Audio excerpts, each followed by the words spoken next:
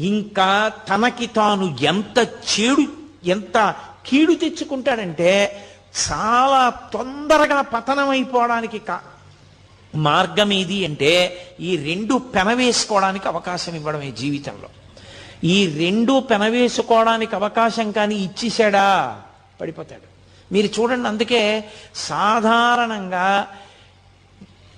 కొంతమంది పేర్లైనా కనీసం చెప్పినప్పుడు మహానుభావుడండి అండం అలవాటైందనుకోండి జీవితంలో, ఆయన మహానుభావుడండి అని ఇలా వెంటనే అనడం వచ్చిందనుకోండి, వాడు ఒబ్బిడవుతాడు జీవితంలో.